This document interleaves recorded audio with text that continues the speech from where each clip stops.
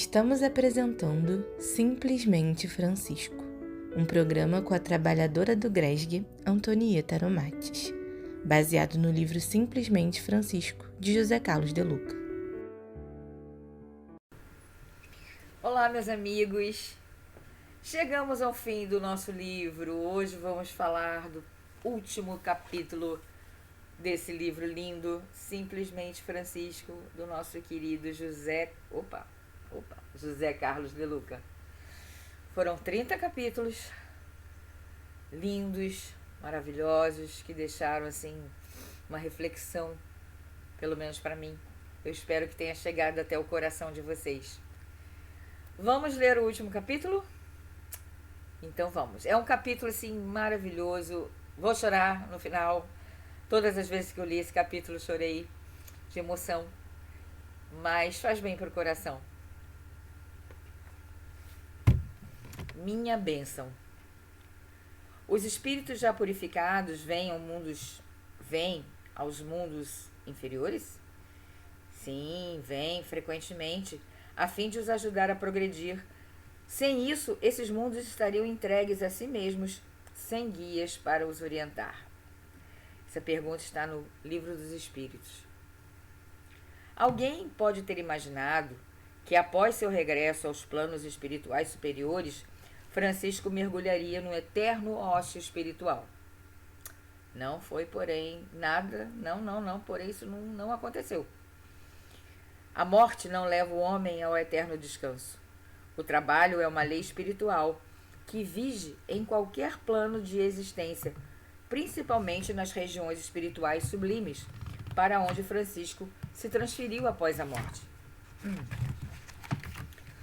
Nos mundos mais aperfeiçoados, a ociosidade seria um suplício, não um benefício para os espíritos que residem nessas dimensões. De fato, a inatividade e a inutilidade seriam uma espécie de castigo para os espíritos superiores. Por isso, Jesus afirmou que ele e o Pai trabalham até hoje. Ouviram? Jesus afirmou que ele e o Pai trabalham até hoje. Não consigo imaginar o dinâmico, infatigável e amoroso Francisco repousando há mais de 800 anos nos jardins celestiais, ouvindo os anjos tocarem harpa, enquanto a humanidade que ele tanto amou e ama passa por tantas dores e misérias. Como imaginar o pobrezinho indiferente ao sofrimento de 690 milhões de pessoas que passam fome no mundo, segundo dados da Unicef, órgão das Nações Unidas. Tendo dedicado sua vida aos enfermos, especialmente aos leprosos, seria possível imaginarmos Francisco insensível aos 2 milhões de mortes anuais de crianças em todo o mundo, vítimas de diarreia e pneumonia, sobretudo entre as crianças mais pobres? Sem falar nos mais de 2 milhões e 800 mil vítimas fatais, até o momento, da pandemia de coronavírus. Estaria Francisco, que tanto amou e protegeu os animais e a natureza, alheio à destruição ambiental do planeta? Vejo Francisco triste e preocupado com a poluição dos rios e oceanos, com a destruição das florestas, com a extinção de muitas espécies, com o aquecimento global. Intuo ainda, pelo amor a Clara e às Clarissas, que Pai Francisco se comove com os milhares de mulheres vítimas de feminicídio, da mesma forma que se sensibiliza com as vítimas de crimes homofóbicos, de racismo, de intolerância religiosa. Como ainda conceber Francisco desinteressado da ameaça de uma guerra nuclear, de consequências inimagináveis, quando ele foi o mensageiro da paz? Francisco não está distante e indiferente a todo esse cenário triste que caracteriza nossa humanidade, adoecida pelo egoísmo, distante dos códigos amorosos do Mestre Jesus, de quem ele se mostrou um dos mais fiéis seguidores.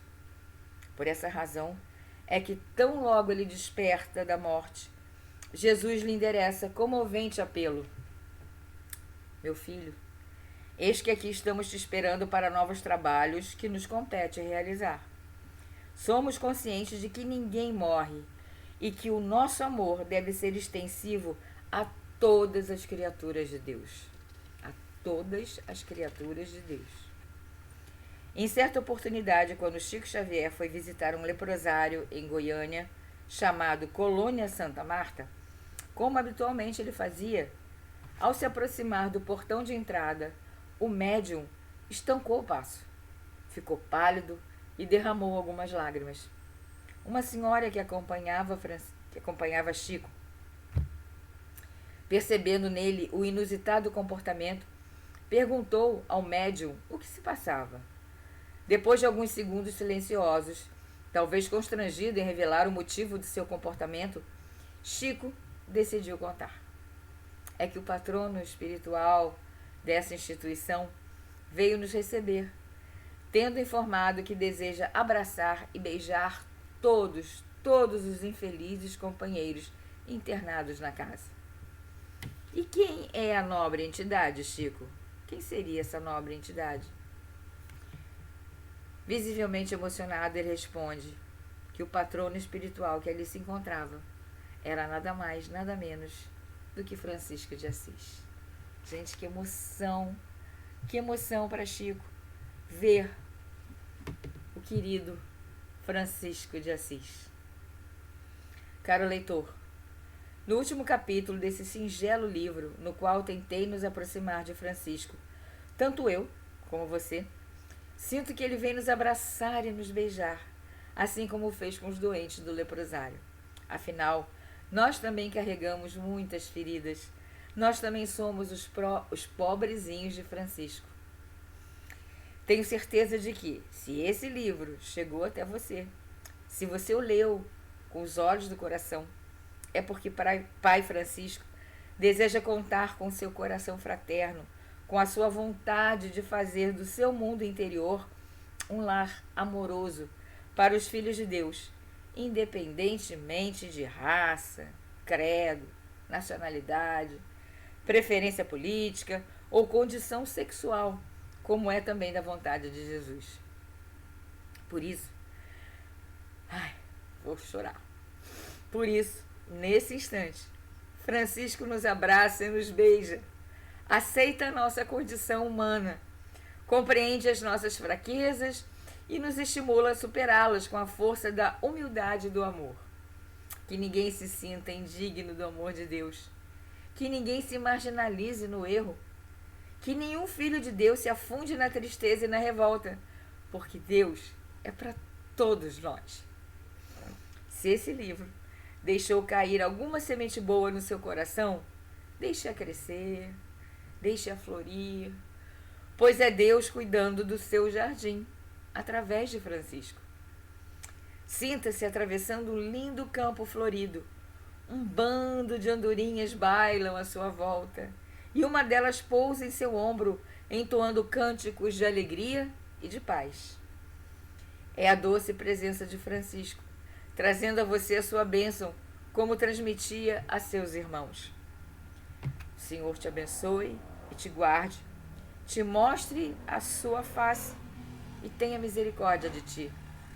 Volva para ti o seu olhar e te dê a paz. Acabou. Difícil segurar as lágrimas, tá? Eu tentei. Mas sentir Francisco nos abençoando, nos envolvendo, nos abraçando, é uma força enorme. É um sentimento sem palavras. E ele fez isso agora, nesse nosso término.